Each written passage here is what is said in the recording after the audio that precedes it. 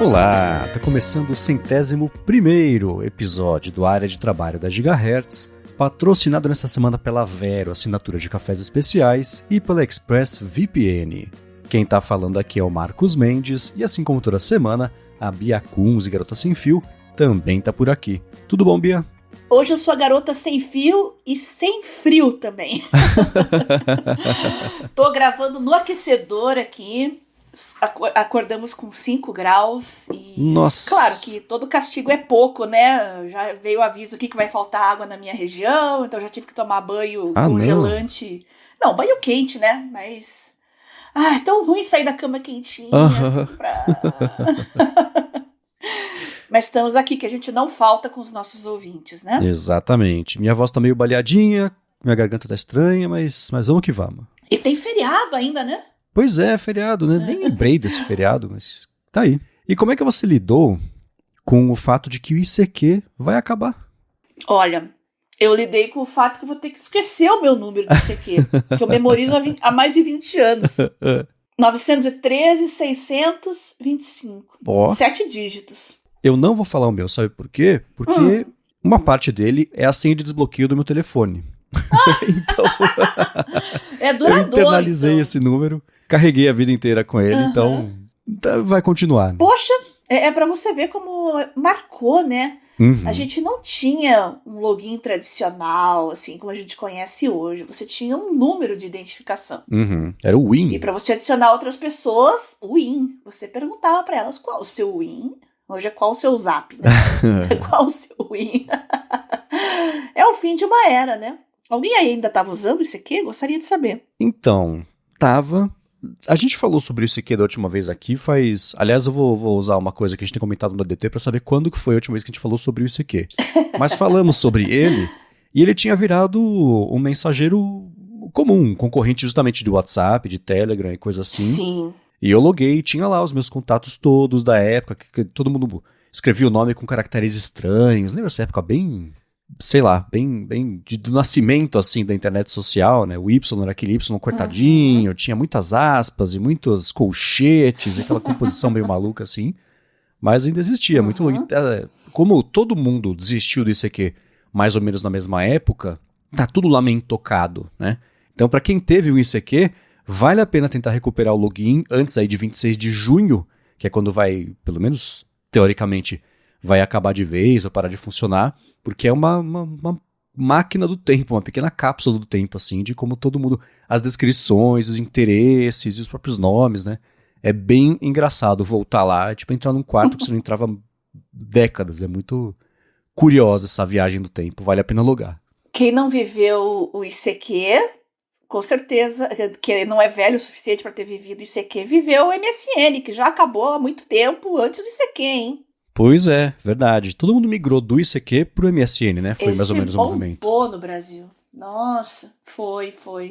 Popularizou muito o serviço de mensageiro instantâneo no Brasil, né? Pois é. E foi naquela sequência, né? Foi do ICQ pro Messenger, pro Orkut. Aí veio o Facebook e o Brasil se juntou meio com o resto do mundo aí e passou a usar basicamente a mesma coisa. Né? Nossa, eu usei ICQ em Palm, usei ICQ em Windows Mobile, usei ICQ em Symbian. MSN também, em Palm, em Symbian, Windows. Bons tempos. Boa, né? Bons tempos. Muito bem, vamos começar com os follow-ups aqui em relação ao episódio passado. E, como eu imaginei que aconteceria, vieram muitos feedbacks, follow-ups. Primeiro, eu sei que, Bia, você está lidando com a forma de absorver, não precisa nem falar sobre isso, claro, você compartilhou um pouco de você, né, na semana passada, e muita gente elogiando e se sentindo ou conectada com a situação, ou... Eu não vou falar sobrenomes aqui, porque as pessoas, apesar de terem dado, não indicado que elas queriam que fosse anônimas, acho que vale a pena preservar, né? Então o Mário falou... meus 52 anos passaram como uma reprise aí na minha cabeça. Ele falou que o filho dele de 10 anos, eles estão fazendo diagnóstico de TDAH, de TEA também, mas ele falou, nunca passou pela minha cabeça de fazer um meu, e esse episódio mudou a minha opinião. Ele falou que foi se reconhecendo aí. O Fabiano também falou, basicamente, aliás, ele falou que é da turma do 1x, não aumenta a velocidade de podcasts em vídeos, né, mesmo que o tempo seja curto, que ele prefere curtir em fascículos, e também é da turma que escuta podcast lavando louça, A pandemia mudou um pouquinho, o trabalho remoto mudou um pouquinho, mas é isso, ele falou, tem um filho que é autista, tem 3 anos e quase 4 meses, e ele falou que, como tem o lance da hereditariedade, etc., ele também está com guia de fazer avaliação, e muito do que a gente comentou no programa, ele falou, caiu feito uma luva, e complementou com xiii. Então, muita gente. O Ângelo também deu parabéns, não só pela discussão, falou também sobre a forma que eu tentei, da maneira mais diplomática e consciente possível, falar sobre isso. Então deu pra ver que, como eu imaginei mesmo que aconteceria, o episódio tocou muita gente. Fico feliz de ver como a gente conseguiu abordar um tema profundo, espero que com leveza e do jeito útil pra todo mundo, né? Que é o principal aqui pro podcast. Exatamente. Eu recebi mensagens em privado também, de gente pedindo ajuda, orientação. Então, se você também tá nessa confusão, eu mandei as instruções para todo mundo aí, quem procurar, como procurar, o que fazer. Falei um pouquinho de como que é os testes. Então, evitem o autodiagnóstico, tá? Porque tem pessoas que realmente têm TEA, mas tem pessoas que têm características isoladas, assim. Também existe isso, né? Então, evitem, não caiam nessa armadilha de se autodiagnosticar, mas sempre procurem se autoconhecer. Façam terapia, procurem profissionais especializados em psicologia. Lembrando que quem faz esses testes são neuropsicólogos, né? Então, quero mandar um abraço para todo mundo que mandou mensagem em privado aqui, e eu espero que o Área de Trabalho continue ajudando vocês a se autoconhecerem também e procurar driblar essas limitações com mais produtividade, mais sabedoria. A tecnologia está aí para isso, né? Exatamente. Ou até não associar com entender, né, internalizar que não são limitações, e sim circunstâncias e contextos, e aprender a lidar e seguir com isso, né? Então acho que isso é importante e concordo 100% com você. Terapia ajuda todo mundo mesmo. E só reforçando que para quem tá falando que tá tendo muito diagnóstico hoje em dia, o que tá acontecendo, o que as pessoas estão comendo, o que as pessoas estão bebendo, injetando, sei lá o que. Não tem nada a ver isso, tá? O que tá tendo hoje é diagnóstico, coisa que não existia 15, 20, 30 anos atrás, né? Então o autista era sempre aquele esquisitão, o nerd. Aqui no Brasil nem se usava tanto o termo nerd, né? Se usava o termo CDF. Cara esquisito, que não se enturmava, às vezes tinha algumas limitações, alguns até são inteligentes, vão bem na escola, mas outros realmente têm alguns atrasos. Então, não tinha assim, um diagnóstico certo. Enquanto a pessoa é funcional, não se preocupava em ver isso mais a fundo, né? Só quem realmente tinha um autismo disfuncional é que procurava, né, médicos e psicólogos, e procurava algum tipo de auxílio. Agora, geralmente, os níveis de suporte 1, né? Amo eu, o Rambo, aí é mais complicado o diagnóstico. Felizmente, hoje as ferramentas hoje melhoraram muito. Algumas crianças têm algum tipo de autismo mais agressivo, são mais autoritárias também. As medicações hoje são seguras também, tá? Consultem um psiquiatra, consultem pediatras, né? Psiquiatras infantis. Fiquem tranquilos que hoje as terapias estão bem seguras e bem efetivas, tá? Você me lembrou, eu acho que eu falei já sobre isso, eu vou passar rapidinho por cima, que quando eu estava na agência, trabalhando numa agência que lidava só com farmacêuticas, etc., e tinha muita campanha, existiam épocas de fazer campanha de conscientização sobre doenças raras, né, doença de Fabry, por exemplo, algumas outras, e a gente veiculava campanhas no Facebook, campanhas por aí, com essa parte informativa mesmo, né? E sempre vinha feedback, vocês ficam inventando doença, isso que você falou agora, né? Vocês não param de inventar doença para vender remédio. E o trabalho do redator, vulgo eu era um dos redatores, né? Era, na voz da farmacêutica, responder com educação e com informação esse tipo de coisa. É um desafio muito grande. Primeiro que esse tipo de feedback geralmente é de quem não tá muito afim de entender, só quer criticar, né? Mas as mensagens assim, do tipo, quando eu era menina, não tinha nada disso, não tinha essas doenças todas, a gente passava a vida inteira indo no mesmo médico e dava tudo certo. Eu pensava, sim, morrer com 45 anos, hoje mudou um pouquinho porque as pessoas têm mais informação, têm mais conhecimento.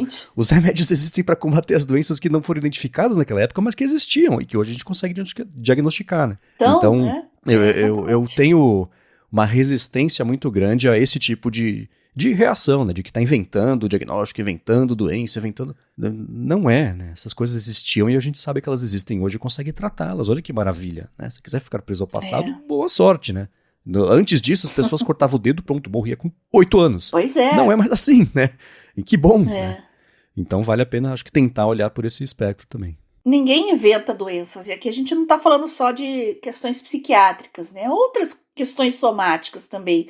As doenças autoimunes, né? Principalmente aquelas que não são visíveis, digamos assim, né? Para as pessoas, como artrite reumatoide, o lúpus.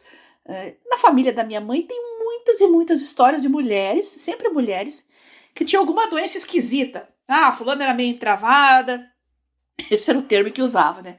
Fulana sempre tinha dor, ficava na cama. Fulana morreu com 20 e poucos anos. Ah, a irmãzinha da tua tia, não sei o quê, tinha os dedinhos deformados e tal, e morreu nova.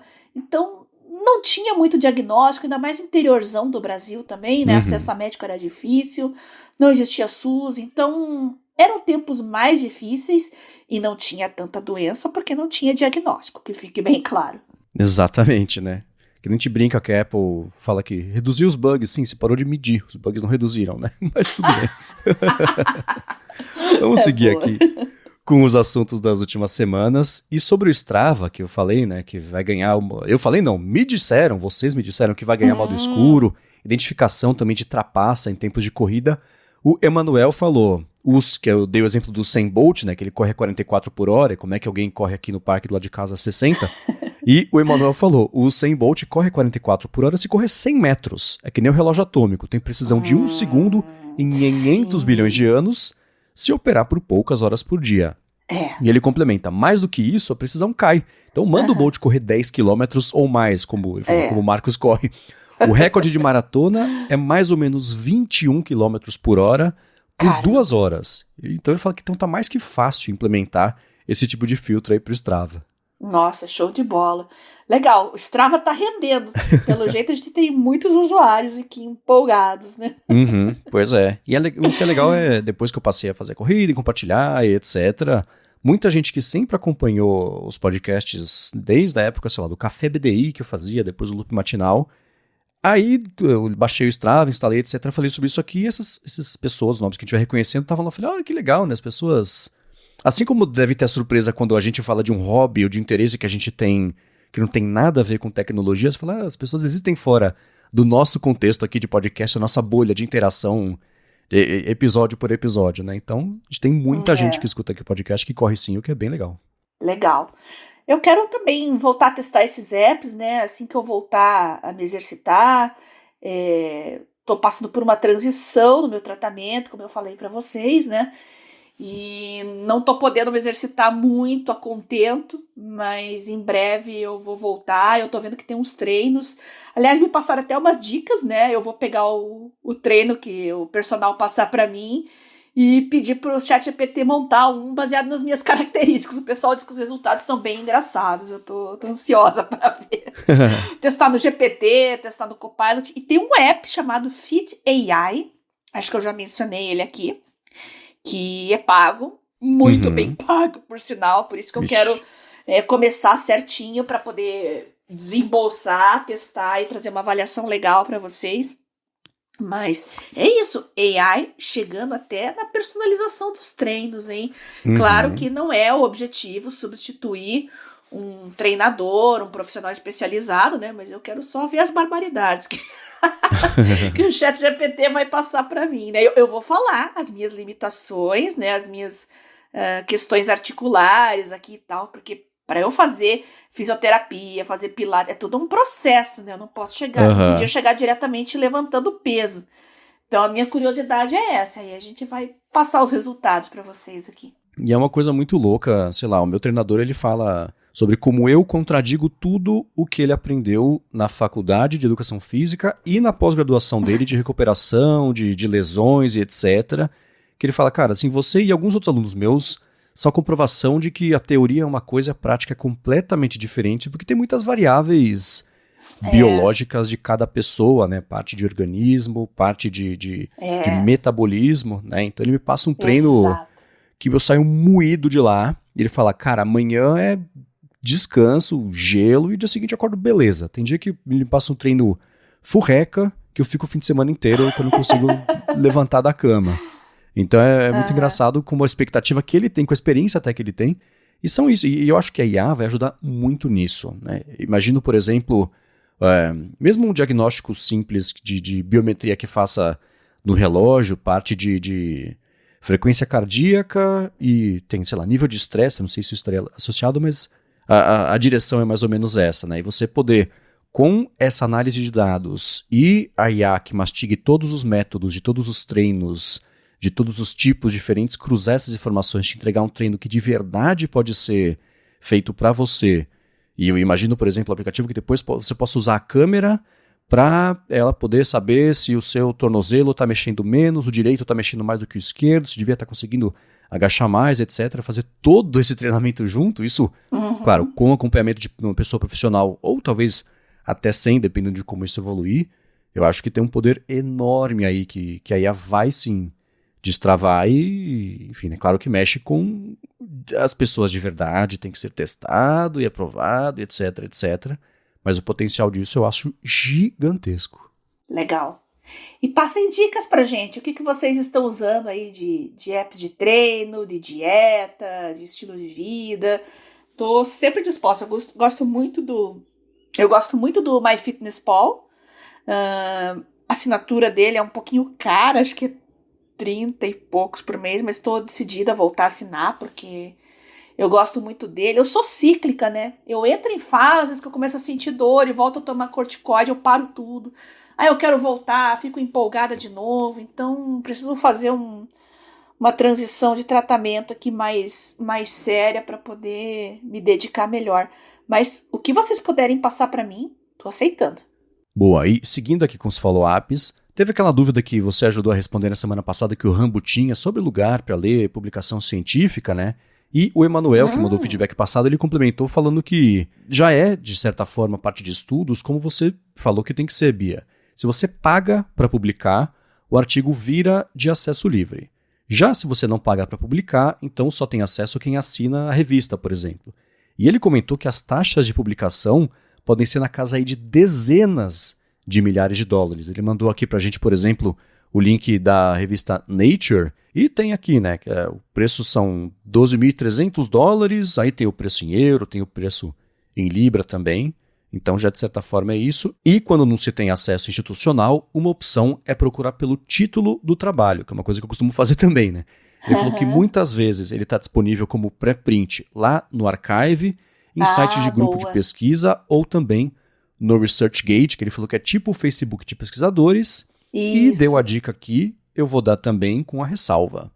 Ele deu a dica do Sci-Hub, que se você for no Google e procurar por Sci-Hub, eles dizem, Sci-Hub, todo mundo é pirata, até cientista. Então dá para ter uma ideia do que acontece ali. Tá todo mundo avisado. Para você publicar nessas revistas tipo Science, Nature, Cell, New England, nossa senhora, não adianta ter só a grana também, tá? Geralmente eles pegam pessoas com mais reputação, tem que ter um estudo muito bom, porque eles podem rejeitar. Mas claro, a gente tá falando de papers, né, top. Mas tem de tudo aí no mercado, então,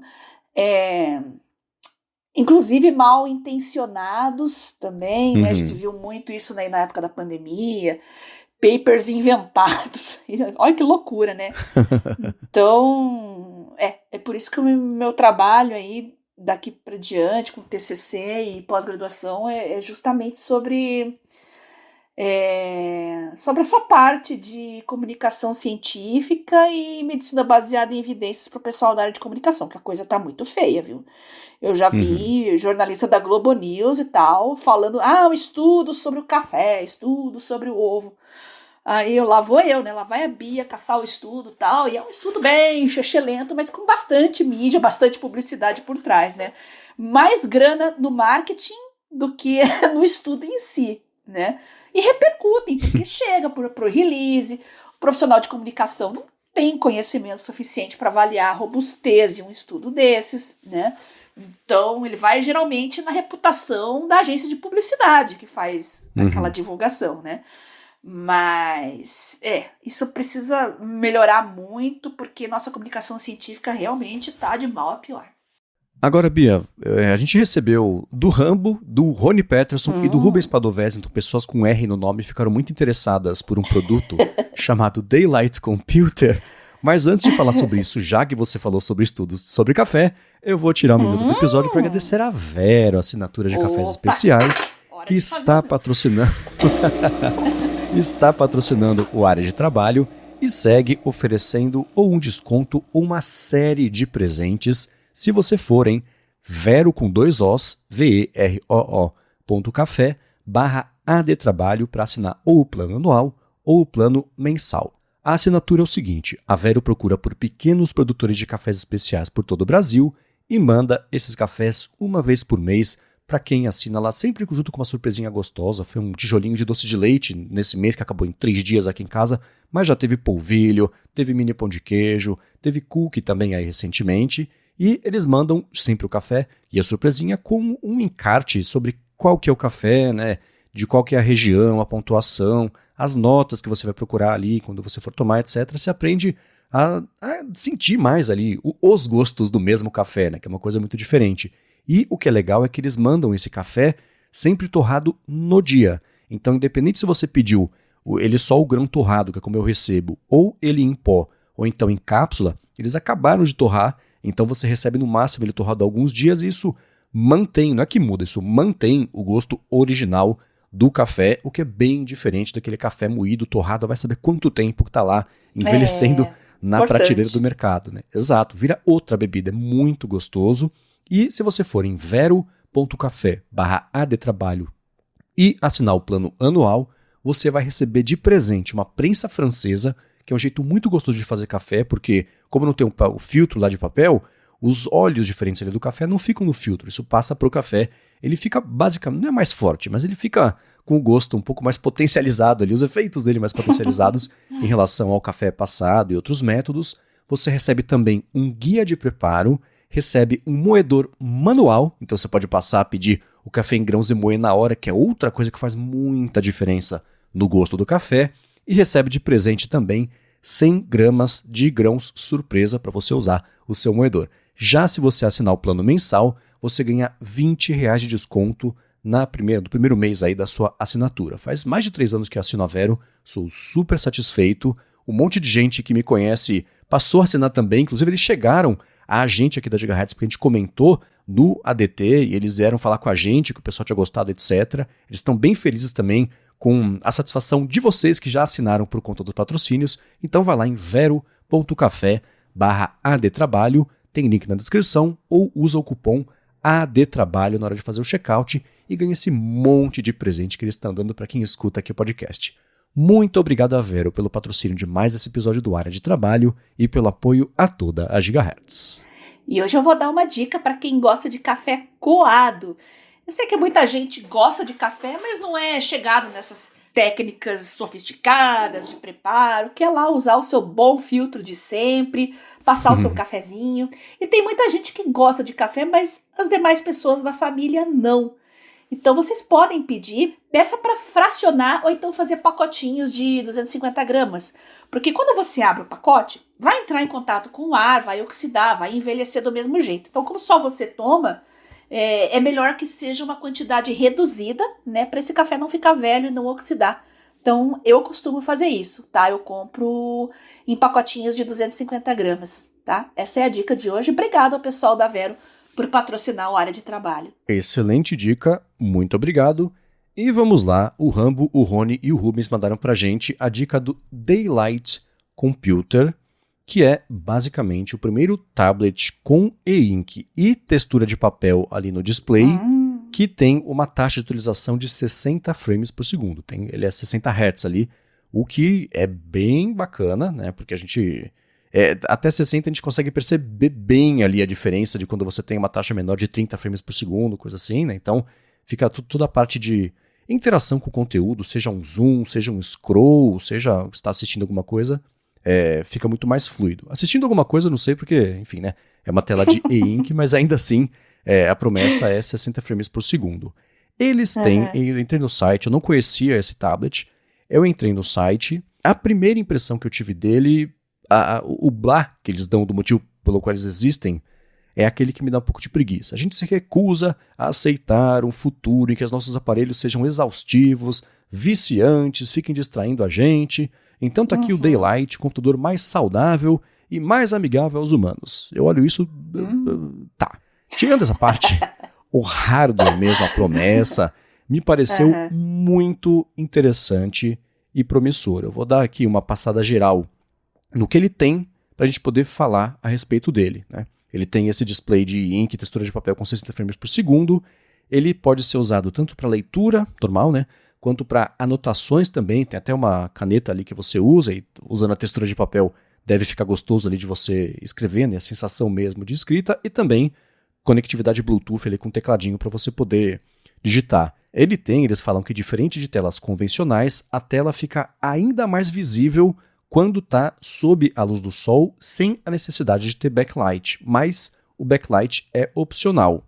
Ele não emite luz azul, então, além de ajustar a temperatura de acordo com a luminosidade para a tela não cansar os olhos, eles não têm a tela ali, você vai de um branco para um amarelo para um âmbar à noite, eles falam, né, um brilho âmbar, então bem um laranja mais saturado ali, para não cansar os olhos.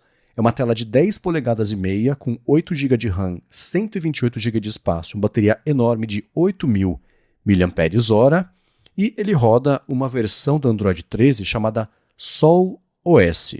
Eles limparam, não, né?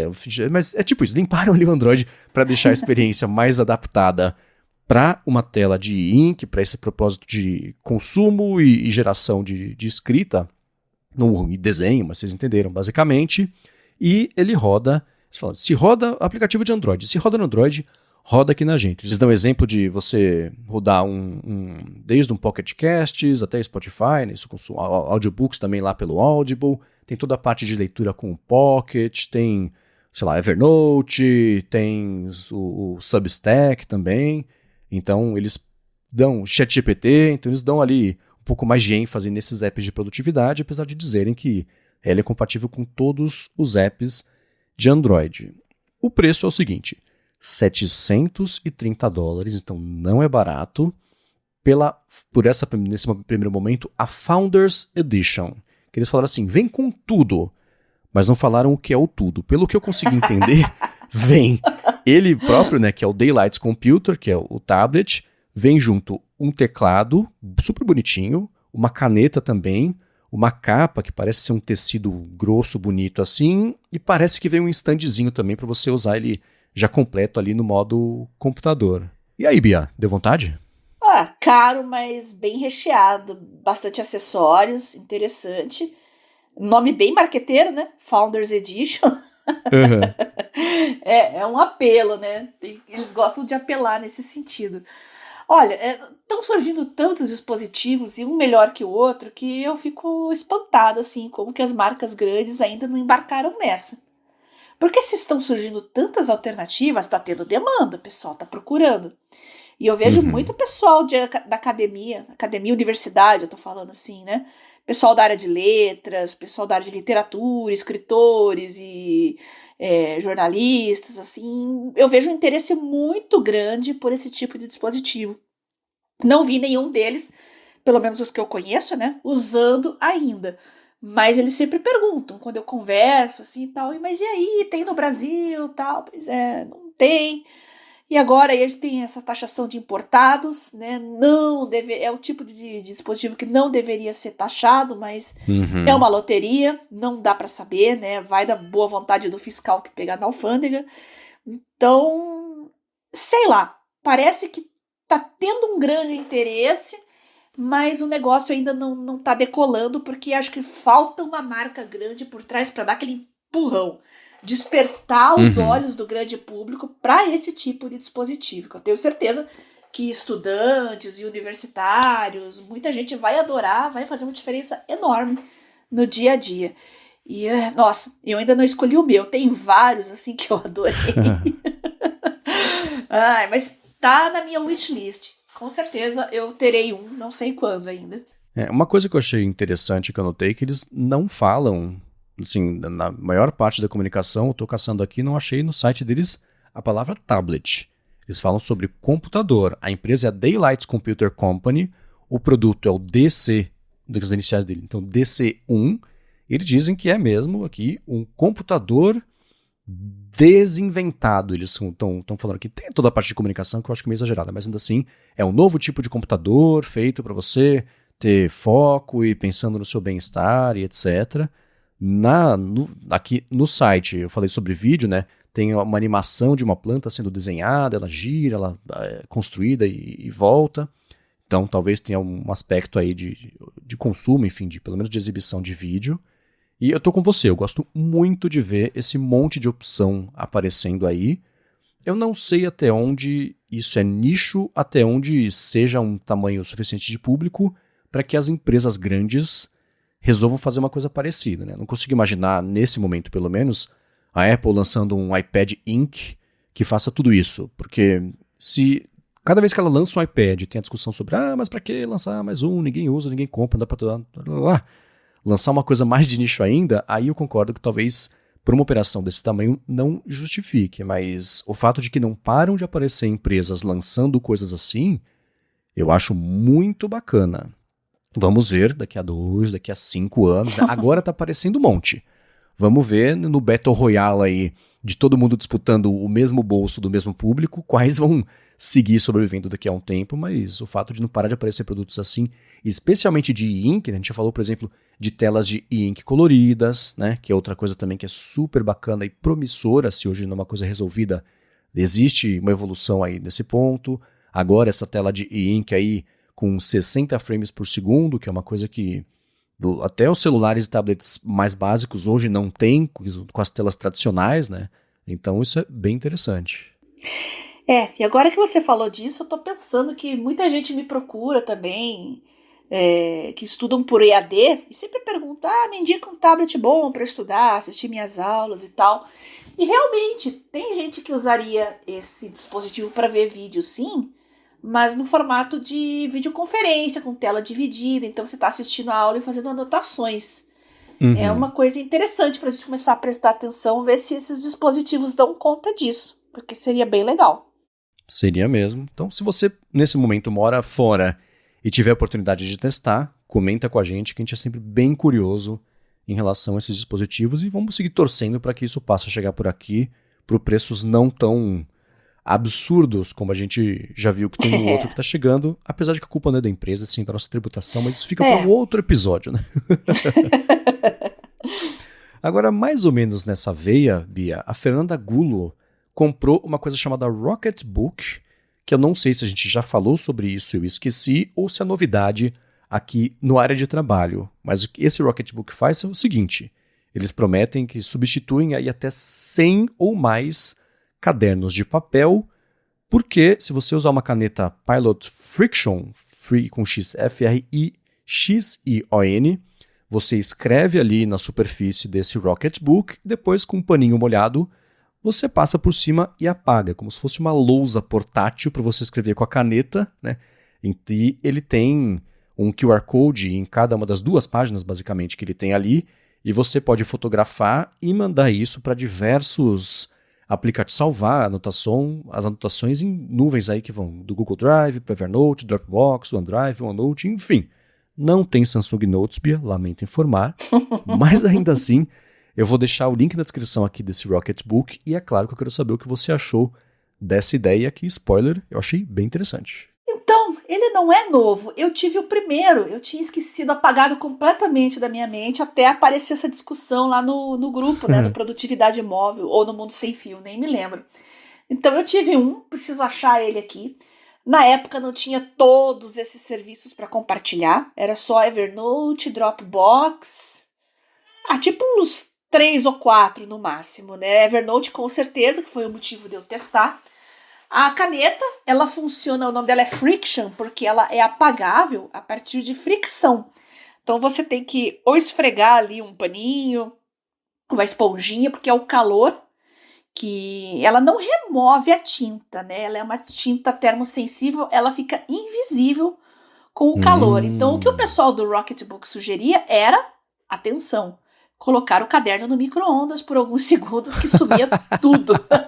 Verdade, e funcionou, viu? Eu já fiz isso, funcionou mesmo. É perfeito para quem é espião. O grande problema é porque, como a tinta é termossensível, em temperaturas mais baixas, ela volta. Aí que vem o problema, né? Então, se você deixar o caderno no carro, antes de você compartilhar, salvar em nuvem, vai sumir tudo. Mas aí você põe na geladeira lá, volta tudo de novo. Só que é complicado, né? Porque vai voltar, mas se você já usou várias vezes, vai ficar aquela bagunça, vai ter coisa antiga aparecendo que tinha sido apagada. Então, não sei se hoje ainda está assim. Eu tô falando da minha experiência lá com o primeiro. Nossa, acho que já tá perto de uns 10 anos atrás isso, viu? Faz muito tempo. Então, a minha experiência na época foi essa. Tá, não sei hoje em dia, mas fica a dica aí, quem quiser testar, é Rocketbook. Não sei se a caneta vem junto. Na época eu já usava, eu tenho várias Frictions aqui, por sinal, eu gosto bastante. Mas, se eu não me engano, o caderno vem só ele, a caneta você tem que comprar em separado. Me corrijam se eu estiver errada. Aliás, um follow-up em tempo real aqui não são só 2 páginas, tá? Eu tô brincando, mas assim, existem diversos modelos. Então, tem caderno que tem aqui de 32 até 70 páginas. No site que eu tô vendo, existem pacotes. Você compra o caderno, a caneta e vem o paninho já, né? Gostei muito da ideia dessa termocriptografia, que se esquentar, some, se esfriar, ele aparece de novo. Parece escrever com tinta com limão, sabe? Depois usar o ferro de passar pra revelar. Gostei da ideia. Mas bem interessante isso aí, vou deixar na descrição para quem quiser dar uma espiadinha também. E mesma coisa, né? Quem já teve experiências mais modernas com isso, comenta com a gente, né? Então, a própria Fernanda, né, que tá fazendo o teste, fala pra gente as impressões, como é que tem sido o uso, porque gostei bem dessa ideia. Eu não sou um cara que escreve muito à mão, mas muito interessante, vale a pena dar uma olhadinha. Muito bem. Bom, seguindo aqui, a gente tem falado sobre diferentes aplicações de IA, e isso foi uma coisa que eu até vi bastante na última semana. Eu escrevi lá para o Mac Magazine sobre como essa WWDC vai ser a mais importante aí da carreira do Tim Cook, por conta de toda a parte de IA, etc, né? E ele próprio não tem data para sair, mas está mais próximo da saída do que da entrada dele na Apple, isso é certeza. Então, que tipo de Apple que ele vai deixar para quem for sucedê-lo? E uma reação que eu vi lá nos comentários e vejo também de modo geral, é sobre, essas IAs aí vocês estão falando, mas não serve pra nada, ou não tem tanta utilidade assim, etc. E colado nisso, por que eu tô falando isso? Porque o Albert Klinsmann mandou pra gente um GPT customizado que ele fez para ajudar a esposa dele no trabalho, e um comentário dele eu acho que amarra muito bem com isso, que ele fala assim, o problema que ele vê é que muita gente usa essas IAs assim, crie um relatório sobre X para mim, escreva um texto sobre tal assunto, me fale sobre o assunto tal. Ele diz, esse tipo de entrada não serve de muita coisa mesmo. A IA não tem inteligência nenhuma por trás, é só um amontoado de dados que usa um algoritmo para tentar prever a próxima palavra. Então, se você apresenta uma entrada simples e genérica, ele te responde de um jeito simples e genérico. Aí as pessoas não conseguem ter boas respostas por não saberem dar essas boas entradas e comentam que não funciona. E o que ele fez foi o seguinte, ele fala, minha esposa é assistente de juiz. Eu criei um chat para ela em que a IA analisou várias sentenças que eu mandei, aprendeu o estilo do juiz, o formato das sentenças, o conteúdo das sentenças e configurei para analisar os processos, né, às vezes com mais de 1000 páginas, em que a IA cria uma minuta da sentença com todos os dados das partes, os pontos importantes, cita inclusive as páginas do processo onde está a informação, e ele falou, minha esposa ficou impressionada, ela fazia uma sentença por dia e está fazendo 3 agora com a ajuda da IA. E para complementar a premissa aqui para a gente poder falar sobre isso, ele mandou, é meio comprido, mas vale a pena prestar atenção, anotar, enfim, porque eu acho que aqui está a chave da utilidade. Ele mandou para a gente o prompt, e é um prompt enorme, com diversos detalhes, instruções e partes que ajudam a instruir o GPT a se comportar desse jeito, que seja um jeito controlado e útil, né? Então ele fala, tá aqui, persona em maiúscula, entre colchetes. E no final, tá entre colchetes e com a barra persona, então é como se fosse o HTML, né, para você finalizar aquela instrução. Então, persona, atue como um jurista brasileiro reconhecido por sua atuação em direito do trabalho e processo do trabalho. Fim da persona. Background. Você atua na Justiça do Trabalho brasileira há mais de 20 anos e domina todas as nuances dos processos trabalhistas que ali tramitam. Você também possui uma capacidade técnica elevada em analisar processos e criar sentenças justas, considerando as informações contidas no processo. Fim do background. Objetivo: criar uma minuta da sentença baseada única e exclusivamente no processo que vai ser anexado ao chat em formato PDF. Fim do objetivo.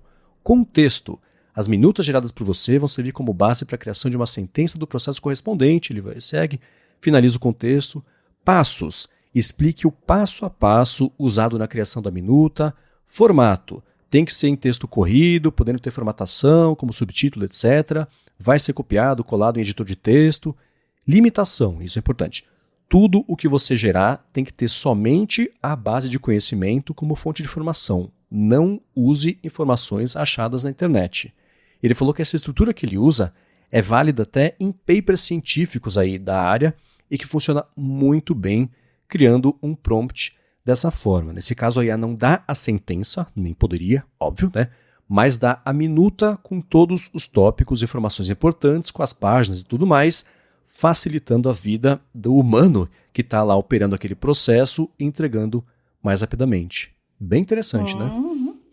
Bem legal. E já aproveito o gancho para passar uma dica. O Elzo Brito, que a gente entrevistou já aqui no Área de Trabalho, lançou mais um livro que é justamente sobre engenharia de prompts. Então, eu baixei a amostra aqui já, mas já estou recomendando o livro, tá lá na Amazon, tá? O bacana do livro dele é que começa ali já desde iniciante e vai com dicas até para os usuários mais avançados. Ele vai progredindo. Então, é um livro bem legal. Fica a dica aqui, o Marcos vai deixar lá nas notas do podcast para vocês pegarem o link, tá bom? Vou deixar assim. E o que eu achei interessante aqui do que o Albert mandou, tem um pedaço específico que ele fala, né? Que você tem que... A IA tem que explicar o passo a passo usado, que era uma coisa que a gente tinha falado, que se você pedir para a IA explicar o passo a passo que ela adotou para gerar a resposta, geralmente as respostas são melhores do que se ela ocultar esse passo. Tipo fazer conta de cabeça ou escrever no papel. É mais ou menos a mesma coisa, né? Ela tendo, eu vou usar pensar, mas não é isso, mas tendo que pensar nesse passo a passo e descrever o passo a passo, como faz parte da resposta, isso é usado na geração da resposta, óbvio, e o resultado fica melhor. Então, todo esse contexto, o objetivo, background, etc., que o Albert passou, isso faz parte do prompt básico do modelo. Então, cada vez que ele vai gerar qualquer coisa, ele lê e leva tudo isso em conta. Então, fica chamando atenção para isso o tempo inteiro. É muito importante, sempre que você precisar, você deixar do jeito explícito na instrução, que é para não pesquisar na internet, só para usar os dados que estão ali no documento base, porque senão ele pega uma outra coisa e não usar na internet. Às vezes ele entende também que não é nem para ele pesquisar na base dele, mas só no documento que você anexou. Isso é importante, porque senão ele começa a inventar mesmo. Ainda não existe uma eficiência nesse ponto de você não precisar falar. Vê esse documento e me fala sobre ele. Às vezes ele vai atrás de informações complementares e isso pode prejudicar e trazer um viés meio estranho para o resultado final. Então, estruturar desse jeito é importante, porque quanto mais estrutura você der para a instrução, melhor vai ficar para o modelo. Eu vou usar entender, mas não é isso. Mas vocês entenderam? Entender o que você está pedindo. E quanto mais detalhado você for na instrução, é claro, isso vai trazer resultados melhores. Então, a premissa, né, de cria um relatório sobre isso. Vai ficar ruim o relatório. Se você detalhar o que você quer, o que você precisa, o que você espera, se você der exemplos, é óbvio que o resultado vai ser muito melhor. E aí você passa a ver utilidade, achar formas de trazer isso para o seu dia a dia e não fica, eu testei e não funciona, não é para mim, né? Então vale a pena considerar e debruçar nisso aí para fazer, né? Se você acha que não funciona e não funciona para você, é porque você não treinou o suficiente. A gente sempre fala aqui que isso é um aprendizado e com o tempo você vai pegando os traquejos como esses que os nossos ouvintes estão passando aqui. E uma dica que eu vou passar para vocês que estão tentando aprimorar os seus prompts, eu crio os meus num bloco de notas separado. Eu não vou direto no chat ali do ChatGPT, né? Eu primeiro escrevo ele numa nota, né? Porque daí eu posso apagar, voltar e tal. Aí copio e colo lá, e se eu achei insuficiente, eu volto para o meu bloco de notas, né? Copio, colo, reescrevo, aprimoro, mantendo a versão antiga antes. Porque isso é uma maneira de eu entender melhor essas nuances, né? E o que eu modifiquei para obter resultados melhores. É um aprendizado, é um autotutorial. Então, se você está nessa fase aí que eu tô também, né, melhorando seus próprios prompts e se auto-ensinando a fazer prompts, salva ali as versões antigas e as que você vai aprimorando em sequência, que vai ajudar muito a roteirizar os seus próximos. Exatamente. Agora, Bia, uma coisa que eu vi que você mandou, que na verdade o Emerson mandou e que te chamou a atenção, foi a Language Tool, que me parece que usa IA para ajudar a melhorar não só um corretor ortográfico, mas melhorar a escrita, estilo. Como é que funciona? Eu já tinha ouvido falar de alguns serviços como o Grammarly, mas acho que o Grammarly só funciona em inglês. E pelo que eu vi, o Language Tool, ele tem suporte a diversos idiomas, inclusive o português. É um corretor ortográfico mais sofisticado, é um revisor, né? Então, eu vi alguns exemplos ali, eu vi o site, como eu disse, eu não testei ainda, tá? Mas eu quero que vocês testem também, passem o seu feedback, eu vou testar, o Marcos vai testar, e a gente pode trazer um review mais elaborado aí para o futuro, que eu acho que muita gente que ouve aqui o Área de Trabalho é produtor de conteúdo, é jornalista. Nossa, isso vai ser uma mãozona na roda, viu? Eu sou péssima para revisar os meus próprios textos, viu, Marcos? Eu acho que todo mundo tem esse viés, assim, né? Você fica mais preocupado com o conteúdo ali, na hora de revisar em busca de erros, você acaba ignorando algumas coisas, né? Uma coisa que eu achei bem interessante sobre ele é o preço. Eles, nesse momento, para usuários individuais, estão dando ali 50% de desconto em relação ao preço que eles deram. Então, assim, né? Você estabelece um preço, dá o desconto, esse virou o preço, na verdade, né?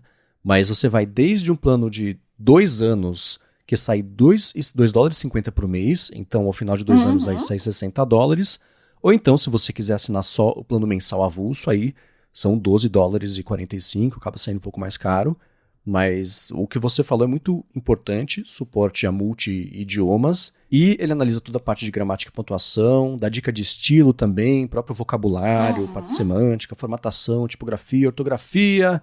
Tem recursos específicos dele, né? Tem limites do básico pro premium, então o limite do tamanho do texto vai 10 mil pro plano básico, caracteres, né? Até 150 mil caracteres aí pro plano premium. E essas ferramentas, esse é o produto que é daqueles que eu falo que são perfeitos para serem extintos se o Word passar, se não, quando o Word passar a aparecer isso, né? Eu ia comentar justamente isso, porque... Como eu falei antes, né? Eu quero testar para ver se tem alguma diferença de usar só o ChatGPT mesmo, porque eu já fiz isso, né? Escrevo um texto em inglês, em alemão, às vezes eu peço ao GPT, dá uma ajeitada nesse meu texto aí, dá uma corrigidinha nele, dá uma melhoradinha. Isso já fiz várias vezes. Agora, uma ferramenta dedicada, talvez tenha algumas coisas que facilitem mais, alguns extras. É essa a minha curiosidade. Agora, como você falou, né? Imagina a Microsoft colocando isso dentro do Windows, dentro do Office, e já em tempo real. Isso que é o mais louco, né? Imagina você tá escrevendo ali, porque ele já costuma marcar, né, as palavras que você escreveu errado, até uns erros de sintaxe, pontuação, isso o Word já detecta. Agora imagine em tempo real ali, ele olhando e já, né, corrigindo ali, você conjugou errado o verbo e tal, né? Que bacana. Nossa, ia ser fantástico. Então, mas nesse momento, enquanto isso não pinta no Word, com o Copilot for Word, sei lá, vale a pena dar uma espiadinha, porque, especialmente para quem tá chegando junho, né, o pessoal tá aí em conclusão de semestre, para quem tá tendo aula, né, Bia? Tem esse tipo de... Então é um momento que talvez seja bom para pelo menos testar isso e, juntando isso com a dica do Albert, tentar aprofundar um pouco mais e encontrar utilidade nessas ferramentas, caso você tenha testado isso há alguns meses e tenha concluído que, ainda não está pronto o suficiente para ser para mim. Vai que evoluiu nesses meses e vale a pena testar. Especialmente de graça dá para testar. Por que não, né? Toda ajuda é bem-vinda.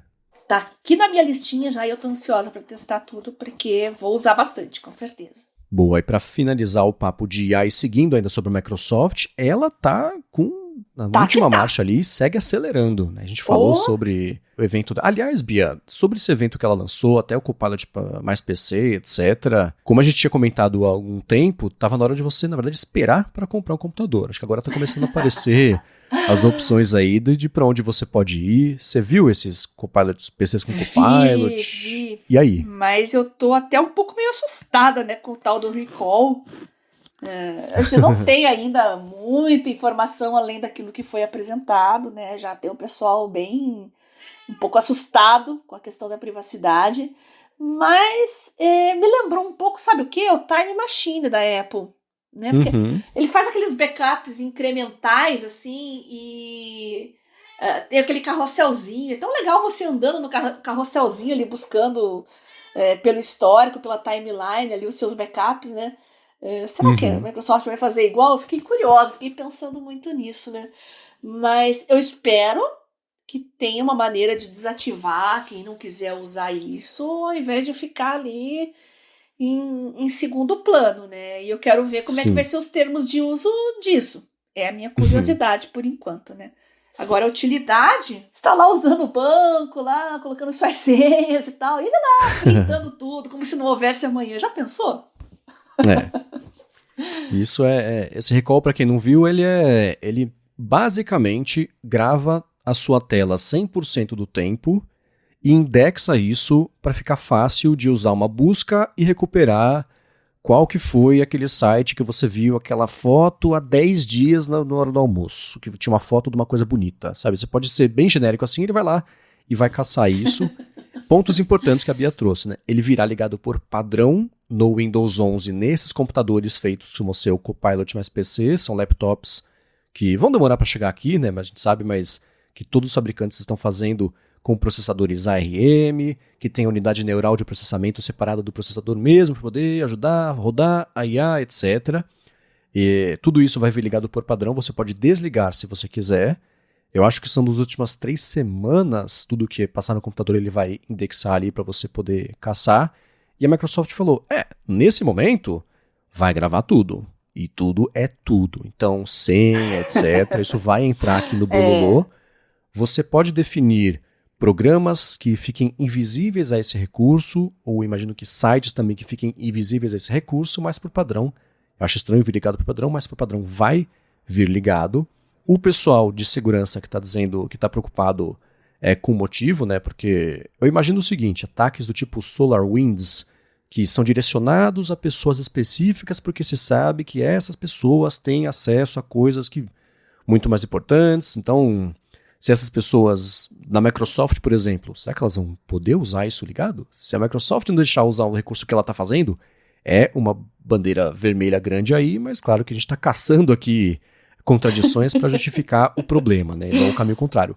Ainda assim, tirando a parte do risco que existe, além de eu ter achado isso muito interessante, eu acho que daqui a 5, daqui a 10 anos, vai ser o padrão, vai ser o básico. A gente vai esperar que o sistema tenha isso, vai ser muito estranho lembrar que houve um momento em que não tinha, né? Então acho que é meio inevitável esse caminho aí. Já pensou isso em computador corporativo, gente? Meu Deus do céu, o pessoal de TI vendo tudo lá, acessando o seu histórico, mandando pro seu chefe, você ali trabalhando, aí abre uma outra aba lá com site de receitas, entre outras coisas. Pois é. Tô sentindo um cheiro de processinhos no ar. É uma adaptação, né? Inclusive, existia um programa de Mac chamado Rewind. Eles têm agora até um acessório chamado Limitless, que você usa no corpo, etc., para ir cadastrando tudo o que acontece com você. E o CEO da Rewind falou, gente, é muito bom saber que a Microsoft está lançando uma coisa parecida com a nossa, valida o nosso trabalho, etc, etc. E ele fala, a gente sabe que ela vai cair nas mesmas armadilhas que a gente caiu quando a gente estava fazendo o nosso produto, que ele, óbvio, não falou quais foram, né? Então ele falou assim, o nosso produto ele já passou pelos problemas que ela vai passar, então a gente está mais avançado aí nesse momento, então não estamos com tanto medo assim de concorrência, mesmo porque o deles é voltado para Mac, né? Mas a Apple deve lançar isso aí no futuro também, especulação minha, né? Mas deve lançar isso no futuro também. E ele fala, a gente até notou que nossa ideia inicial de fazer esse som do computador era muito limitado, por isso fizemos um hardware que faz esse registro da vida inteira da pessoa, tem aí um blá de comunicação, né? Ele está vendendo o peixe dele, Mas ainda assim eu imagino mesmo que existam problemas de privacidade e segurança prontos para acontecerem, que eles já sabem que vai acontecer, porque eles passaram por isso, né? A Microsoft agora vai passar por esse caminho, mas a função, tirando os riscos e tirando os problemas, aí fica fácil, eu sei, mas tirando isso tudo, eu achei muito interessante. A gente está no campo especulativo ainda. Vamos ver quando o negócio começar a funcionar, como é que vai ser em detalhes o funcionamento, as permissões, tudo que a gente está falando aqui é especulação. Então vamos aguardar. Vamos aguardar também a próxima versão do Windows, que deve ser a boa, né? Porque seguindo a tradição da Microsoft, versões de Windows é uma boa ou uma ruim, uma boa ou uma ruim. Então a gente está na ruim atualmente. Então, é o Windows 11 que tá para sair aí com muita coisa de IA. A parte chata é que isso tudo é para computadores específicos. A parte legal é que o tempo vai resolver esse problema. Nossa, mas as máquinas, hein? A gente nem comentou, né? Mas a gente tá criticando essa ferramenta aí, mas quanto aos hardwares aí que eles estão apresentando, falando, poxa, um melhor que o outro, hein? Sim.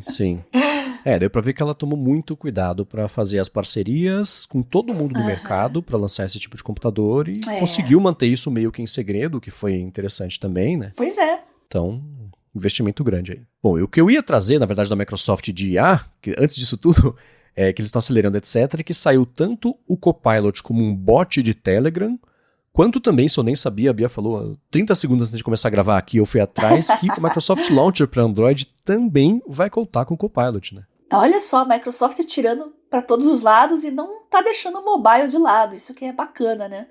Bot pro Telegram, eu já acionei aqui, vou começar a usar hoje, porque eu vi ontem essa notícia também. E o do Launcher, como você disse, eu via 30 segundos atrás, antes de começar a gravação. Também vou testar, porque já promete um pouco, né? É uma pinceladinha do que pode ser o Windows no futuro. Né? O Copilot integrado a aplicativos.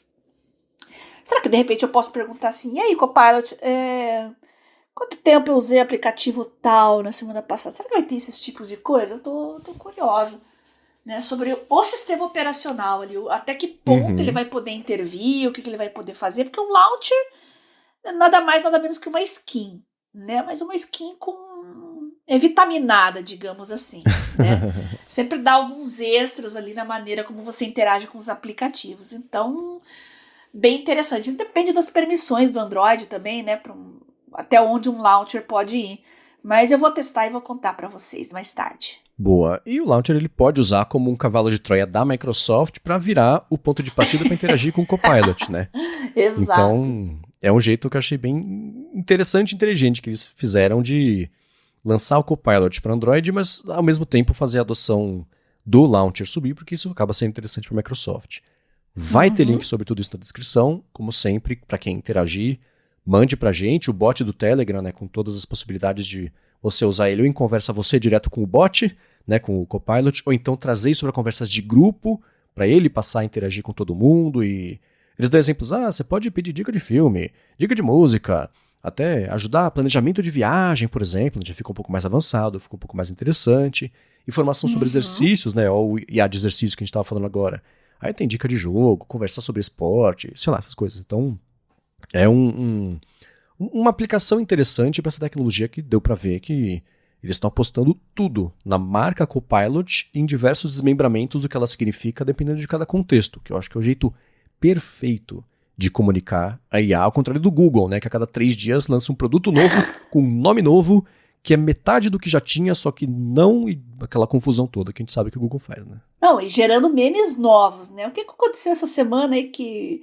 com a AI deles, que começou a dar umas respostas esquisitas lá também. Sim, na busca. Sim.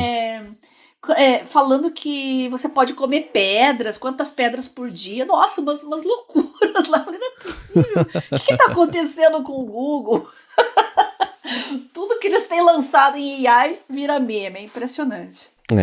Sobre isso, antes de a gente passar aqui pro próximo assunto, um ponto rápido. Tem aparecido um monte de print de erros mesmo aí. O Google ele lançou o AI Overview, isso só nos Estados Unidos, que é tipo Perplexity, que é tipo ChatGPT. Você faz a pergunta pro Google E ele já responde, ele vai nos sites, caça isso, mastiga, cospe, tipo o Arc Search também, né?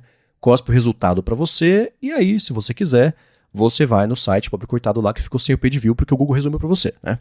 O problema é que as respostas que ele está gerando, algumas, e são, assim, eu testei, eu tô com acesso aqui, tá funcionando bem, tá? Mas o que viraliza é o problema, né? É o defeito, é o bug. Então, como é que eu faço para o queijo grudar na massa da pizza? Ele falou, passa cola, né? Aí foi lá, alguém fez a receita com cola, né?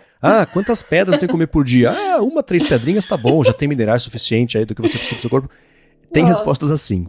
Por outro lado, eu achei até template para as pessoas fazerem isso e publicar como se fosse verdade, né? Teve um que era uma barata, as baratas entrando em orifícios humanos, não sei o que lá, nananana. Eu cacei só sobre isso e achei um print de 2022 ou de 2020 do mesmo problema, né? A mesma brincadeira, só que aplicada com diferentes interfaces. Então, nem tudo que está aparecendo por aí, de fato, é o que o Google está respondendo. E o Google falou isso, falou, gente, tem sim um ou outro problema, mas é um ou outro problema. Em situações absurdas, ele está respondendo coisas absurdas, mas em perguntas basais, as normais de um ser humano, ok? Tá funcionando, tá? Então, vamos com calma, né? Eles não tiraram do ar, como eles tiraram, por exemplo, quando o gerador de imagens dele fez imagens diversas quando não devia, aquela coisa toda contextual histórica. Então já mostra que eles estão confiantes a respeito disso. Mas, para variar, a internet sendo internet, tá tirando um sarro e aproveitando pra... Enfim, né?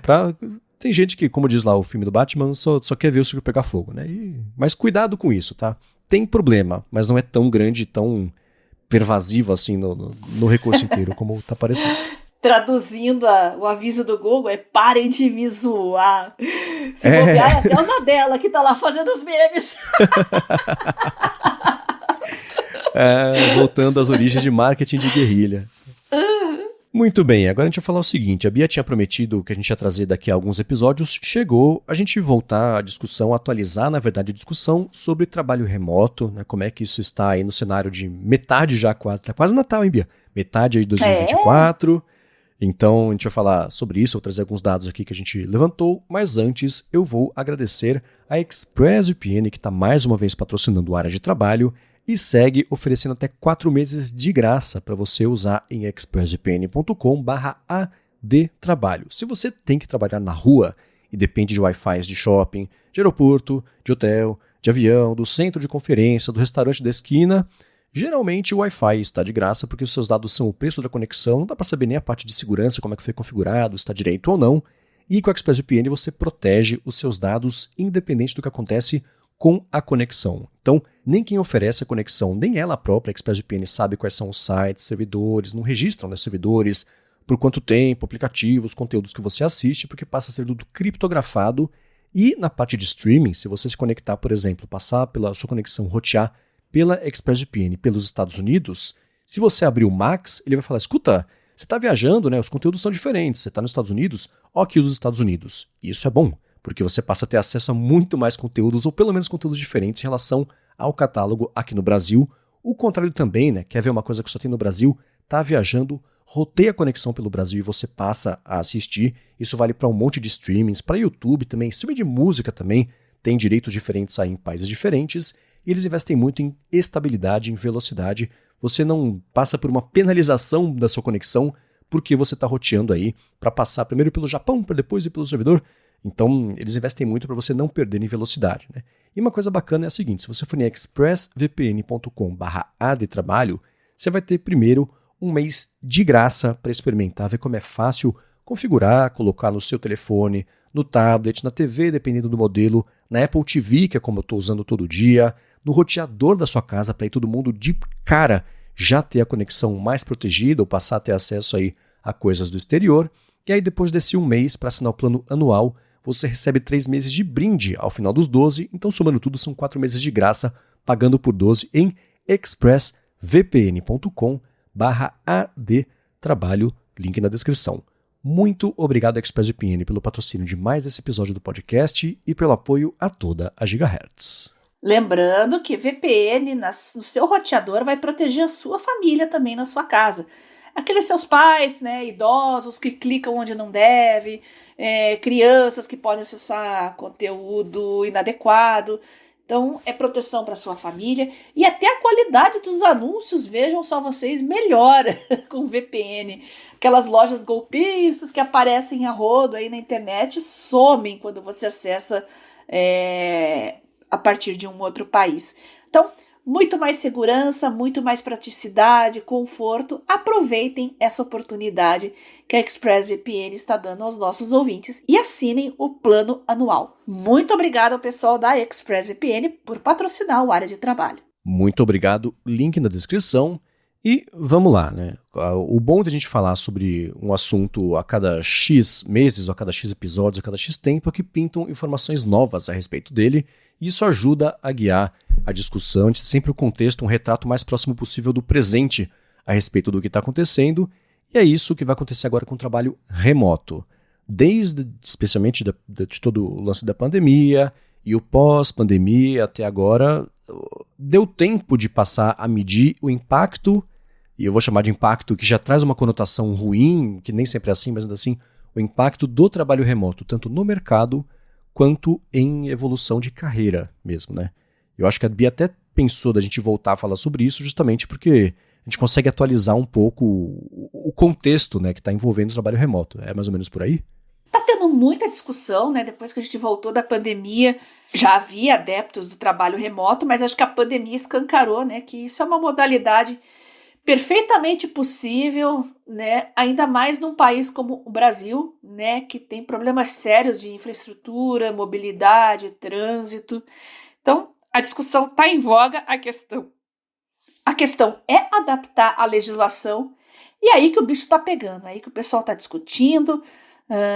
Alguns gestores, né, algumas empresas ainda têm aquela mentalidade do patrão que quer ficar olhando para a cara do funcionário ali o tempo todo, ver o que ele está fazendo. É uma questão de cultura também.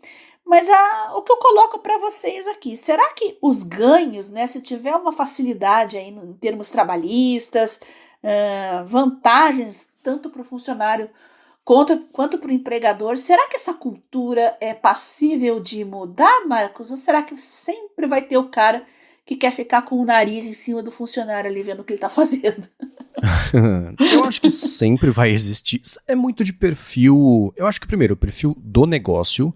Existem trabalhos que são mais amigáveis ao modelo remoto e trabalhos que são menos amigáveis a isso e que tem necessidade de todo mundo estar junto ali. O próprio modelo do que significa trabalhar em colaboração, em conjunto, exige, talvez, a presença, né? Eu sou um absoluto convertido de trabalho remoto, com a sorte de poder trabalhar com o que eu gosto e fazer meus horários, afinal, a Gigahertz é minha e do Rambo, e isso ajuda bastante, porque a gente define os objetivos e a gente consegue moldar em torno disso. E se não fosse assim, a área de trabalho não existiria, porque eu e a Bia não moramos nem no mesmo estado, né? Na verdade, assim, né?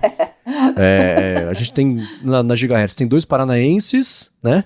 Tem o Coca no Rio de Janeiro, tem o Rambo lá em Florianópolis, tem o Boom, que apresentou o Lamundo com o Rambo, que fica em Portugal. Então, se não fosse trabalho remoto, não tinha Gigahertz, né? Tá vendo? Então, isso funcionou muito bem. Por outro lado, eu resolvi, né, a gota d'água para eu sair da agência, que eu comentei no começo do episódio, foi quando eles falaram que iam encerrar, ia virar um trabalho híbrido. A agência em São Paulo, eu aqui em São José dos Campos, eu falei, cara, nem por todo o dinheiro do mundo, minha impressora de Nutella, eu vou pegar um trânsito para ir uma vez por semana para São Paulo, para passar 4 horas no trânsito para fazer o mesmo trabalho que eu faço a partir de casa. Então, eu resolvi sair, mas eu entendo que para o trabalho criativo, essa colaboração ao vivo, ela gera, sim, frutos que não seriam gerados que não foram gerados, talvez, com o tempo todo que eu trabalhei lá de forma remota. Então, foi uma decisão.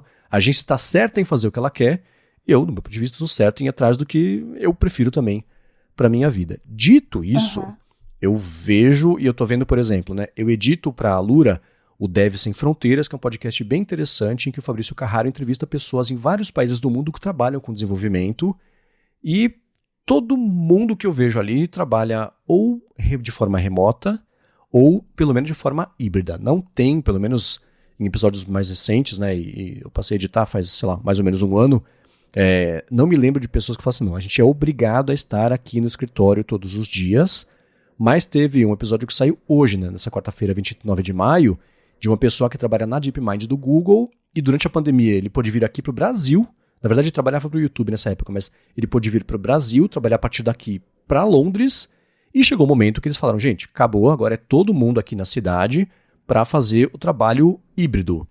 E como ele optou por vir para o Brasil por conta própria, ele precisou voltar para lá por conta própria, então precisou arcar com os custos todos, etc.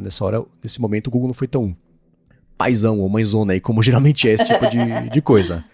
Né? Então, eu vejo isso. Da parte de lideranças, eu vejo uma resistência grande aí, especialmente de empresas tradicionais, ou lideranças mais tradicionais, uma resistência enorme ao mesmo trabalho híbrido. Eu escuto muito o Scott Galloway, por exemplo, falar sobre, a gente até vai tocar nisso aqui, que assim, na hora da evolução de carreira não tem jeito, especialmente para quem está no começo da carreira, tem que ir no escritório, tem que conhecer as pessoas, tem que interagir, tem que botar a cara, tem que ser visto, porque é isso que vai fazer você evoluir na carreira, porque um dos dados que tem aqui nos estudos que a gente levantou é que os chefes estão muito mais dispostos a dar promoções para quem eles veem do que para quem eles não veem. Né? Então, mesmo que você faça um trabalho perfeito de casa, alguém que faça um trabalho não tão bom, mas que apareça no escritório, que interaja com as pessoas, essa pessoa provavelmente vai receber a promoção ao invés de você, o que é um absurdo, mas é isso. 87% dos CEOs disseram que eles têm mais probabilidade de favorecer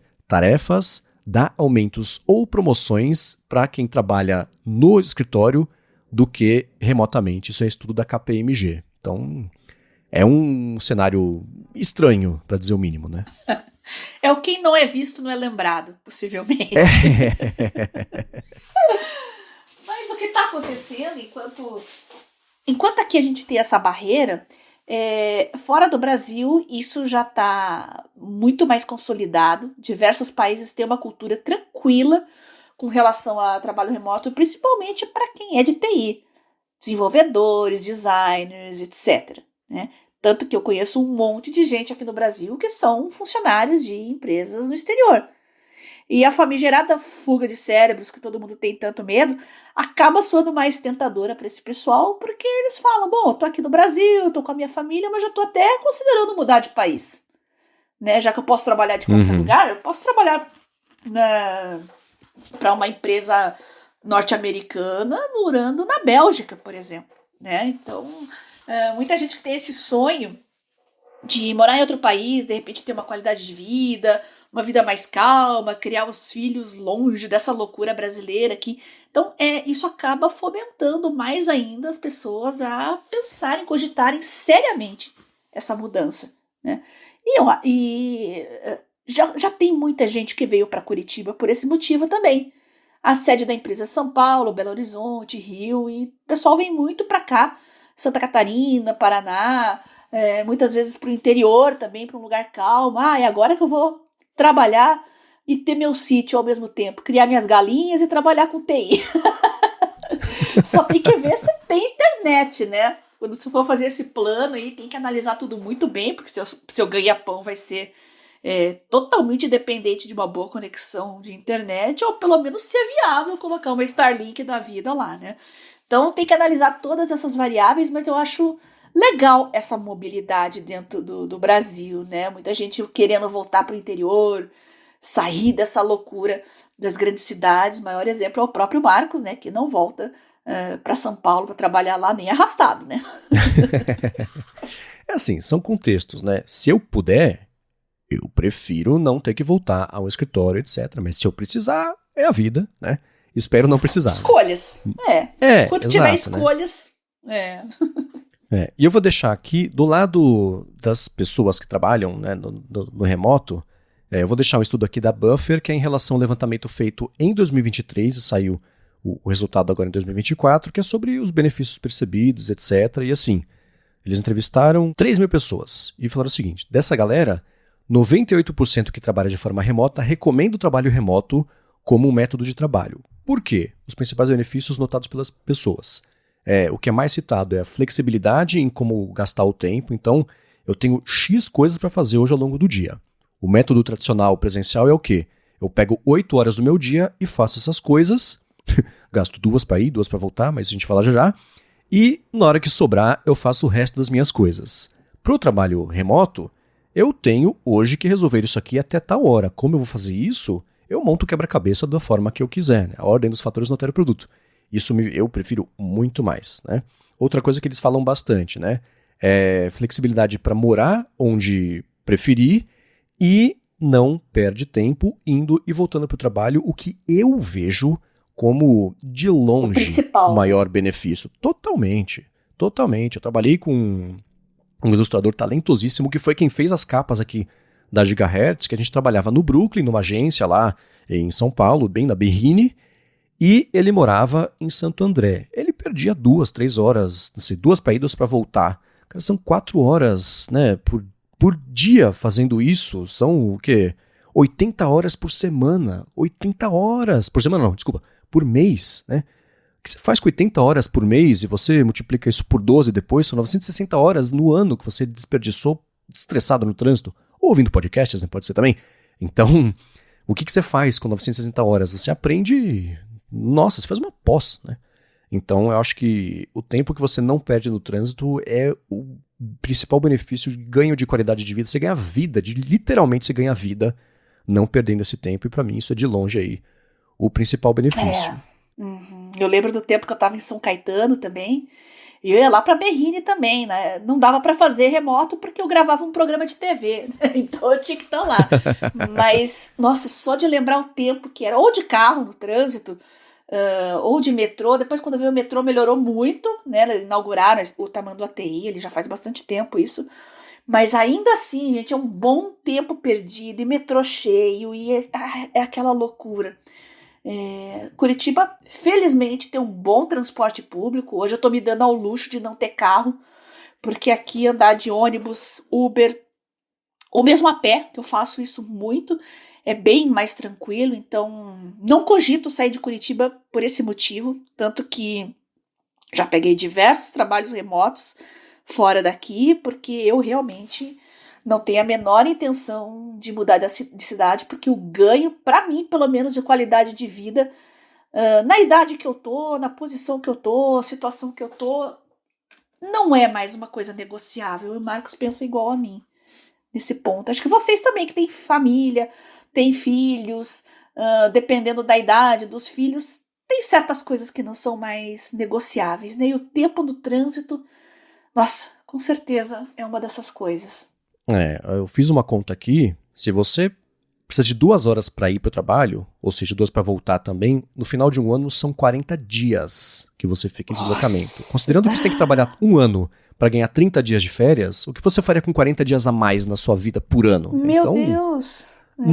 É inconcebível esse tipo de coisa. Eu sempre achei, eu sei que não dá para fazer isso, mas sempre achei que o tempo de deslocamento tinha que ser trabalho. Porque apesar de você poder gastar fazendo outras coisas, é por causa do trabalho que você tá indo, né? Mas isso, eu sei que não vai dar pra mudar o mundo nesse episódio sobre isso, mas eu sempre achei bizarra essa troca que tem que fazer, né? Não dá pra mudar o mundo, mas nós temos nossos legisladores, né? Eu acho que eles precisam ter acesso a esses dados e ter um pouquinho de compaixão do quanto o brasileiro sofre com trânsito e transporte público, que na maioria das cidades, creio eu, nas grandes cidades, tem uma série de problemas, deficiências, o próprio preço também da gasolina, sabe? Eu acho que é uma questão de ter um pouquinho de compaixão pelo trabalhador, né, que já chega exausto no trabalho, muitas vezes sem necessidade, né, já começa o dia cansado porque teve que matar alguns leões pelo caminho para poder chegar lá.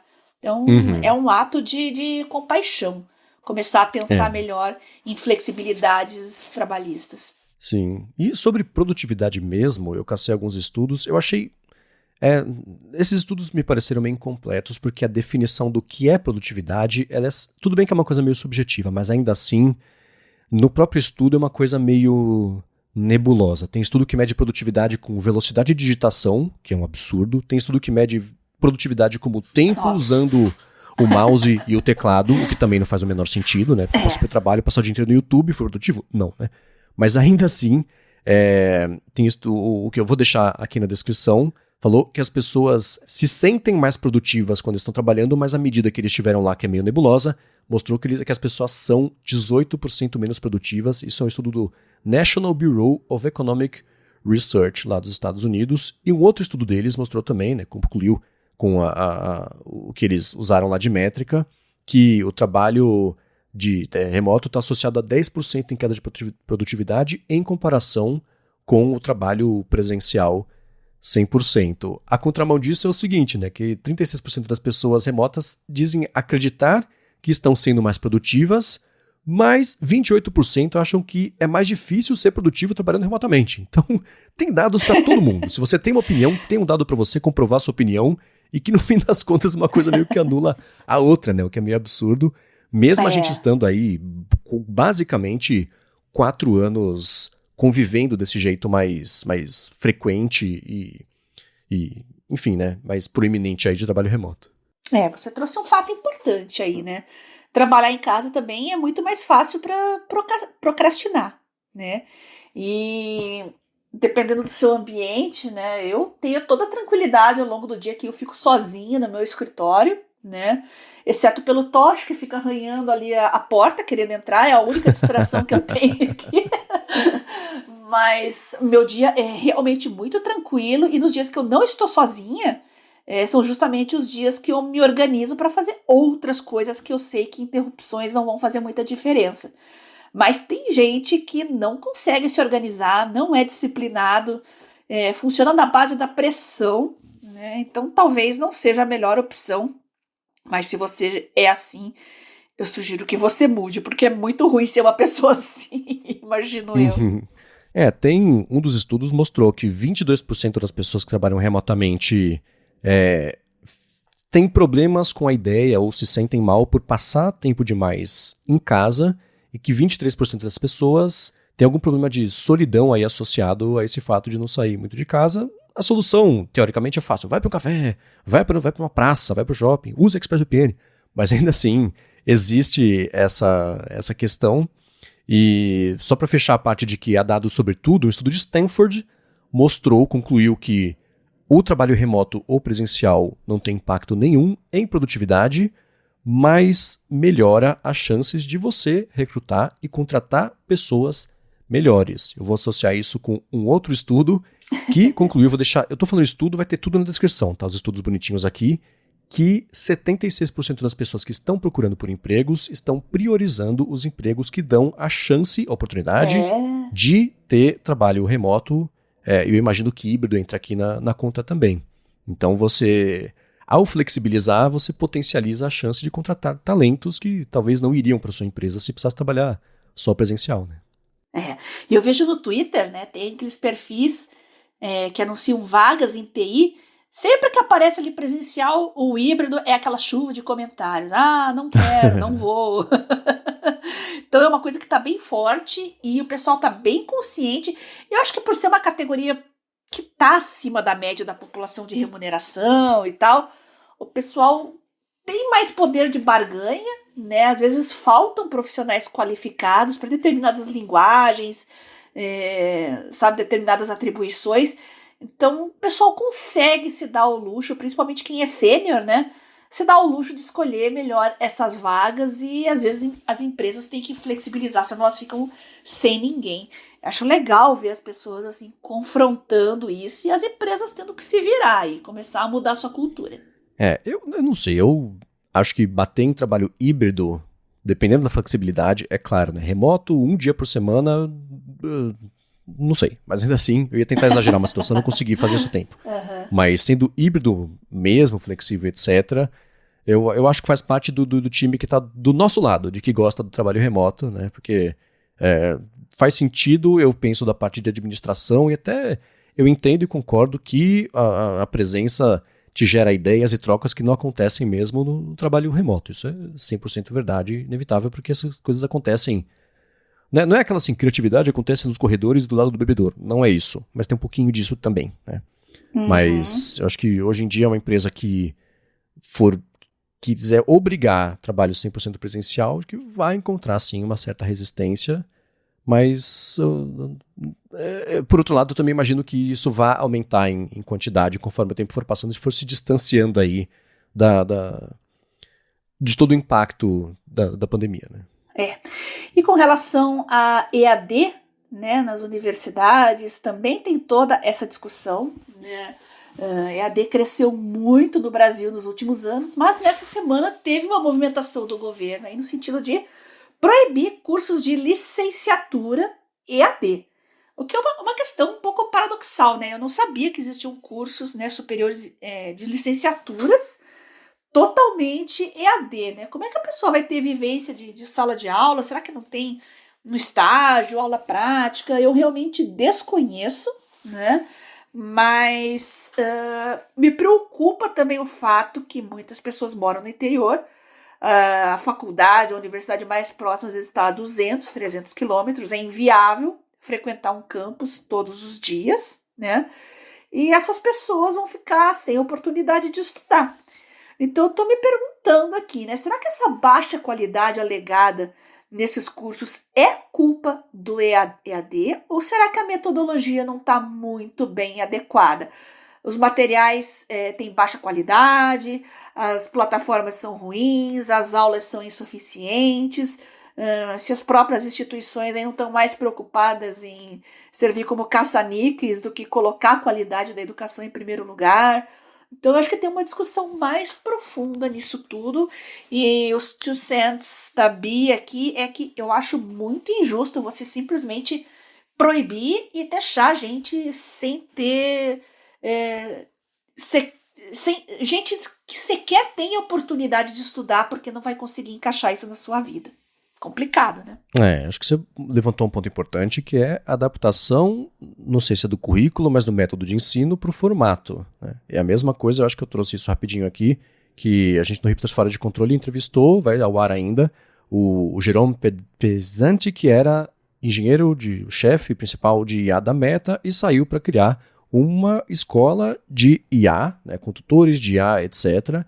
E um dos papos que a gente teve lá com ele foi justamente sobre como a metodologia de ensino tem que ser adaptada para isso, e não o contrário. Porque se tem uma possibilidade nova com uma tecnologia nova, você fazer isso encaixar do jeito velho, você não evolui, né? Por outro lado, existe a necessidade até de professoras e professores também se adaptarem para integrar isso de um jeito que potencialize o uso da ferramenta e não encaixe a ferramenta no método que Sócrates inventou há não sei quantos anos. Então, acho que tudo isso é uma evolução em equilíbrio, né? É assim como o trabalho remoto, no dia 1 não vai ter a resposta, mas a resposta não é nem 100% remoto, nem 100% presencial. Está no meio desse caminho com a variável nova que entrou nessa equação, né? E verdade seja dita, tem muitos cursos superiores por aí que são 100% presenciais e aqui entre nós, né, são uma bela de uma porcaria. Então... o negócio é muito mais profundo do que parece, né? Discussão sobre EAD. Eu gosto muito. Durante a pandemia, eu me dei relativamente bem com as aulas remotas. Agora, eu acho bem contraproducente, assim, mesmo em cursos presenciais, determinadas aulas, assim, você enfiar 100 pessoas num auditório ali, né, gastando gasolina, tempo, trânsito, recursos ali, luz, água, tossindo, passando gripe pro outro, sem necessidade, né? Então, aulas expositivas, assim, poderia haver mais flexibilidade nesse sentido. Eu tô vendo agora, depois da pandemia, muitas federais, assim, uma semana como essa, por exemplo, que tem um feriadão, a fim de evitar que ninguém vá nas aulas segunda, terça e quarta, tem professor que faz, a aula da semana que vem, que tem feriadão, vai ser remota, tá? O pessoal adora, né? Porque muitos não são da capital, né? Querem ir pro interior, aproveitar o feriadão para ver a família, então elas vão um pouquinho antes lá e conseguem assistir a aula enquanto estão, né, curtindo aí um pouquinho de descanso junto com a família. Então, sabe, nem tanto ao céu, nem tanto à terra, tudo é uma questão de conversar, flexibilizar e principalmente colocar no papel os gastos, né? Porque estamos falando de instituições públicas, dinheiro público, né? E dinheiro não está sobrando, como a gente pode bem ver aí com greves e ameaças de cursos fecharem, falta de recursos para fazer até reformas básicas nos prédios. Então, eu acho que dá para flexibilizar isso, economizar dinheiro, e esse dinheiro economizado pode ser investido no que realmente interessa, que são as aulas práticas, né? São o suprassumo de qualquer curso superior. Melhorar os laboratórios, a infraestrutura, ampliar vagas de estágio, enfim, dá para usar muito melhor o dinheiro se racionalizar e fizer um planejamento mais inteligente entre remoto e presencial. Boa, é claro que, como sempre, as impressões de vocês são muito bem-vindas e são a base para a gente seguir essas discussões, então vocês podem em gigahertz.fm/feedback ou então falar com a Bia em @biacunze no Telegram e Garota Sem Fio no Twitter para seguir, dando os feedbacks e ajudar a gente a guiar as discussões. Os links do que a gente comentou ao longo do episódio estão em gigahertz.fm/adtrabalho/101 ou também aqui nas notas do episódio no seu player de podcasts. Quero agradecer a vocês que ajudam a 101 episódios o Área de Trabalho a chegar a cada vez mais ouvidos, remotos ou presenciais aí, por meio de avaliações, de recomendações, das estrelinhas, likes, corações, joinhas. Obrigado a todo mundo. Obrigado também a Vero e a ExpressVPN pelo patrocínio do episódio de hoje. E obrigado também a você, Bia, por semana após semana ajudar a gente a ter uma vida cada vez mais produtiva. Eu que agradeço você, Marcos, pelo convite para participar desse projeto, aos nossos patrocinadores que viabilizam ele e, claro, vocês, nossos ouvintes, mandando dicas, sugestões, comentários. E agora que vocês terminaram de ouvir esse episódio, eu já convido ali a abrir o Telegram, abrir suas redes sociais, mandar uma mensagenzinha pra gente, contando se vocês trabalham presencial, se vocês trabalham em remoto, se gostariam de mudar a modalidade, o que vocês gostam, o que vocês não gostam, quem mudou, o que sentiu de melhorias ou então de pioras, né? Por que não? Conta tudo pra gente, nós vamos ficar aguardando vocês e semana que vem a gente volta pra continuar discutindo esses assuntos. Valeu, para falar comigo é só procurar por MVC Mendes lá no Threads e também no Instagram. Eu apresento aqui na Gigahertz sua fonte e área de transferência e para Luro Hipsters Fora de Controle. E escrevo todo sábado pro Mac Magazine no último fim de semana sobre como essa WWDC vai ser a mais importante da carreira do Tim Cook. Beijoca sem fio a todos e até semana que vem.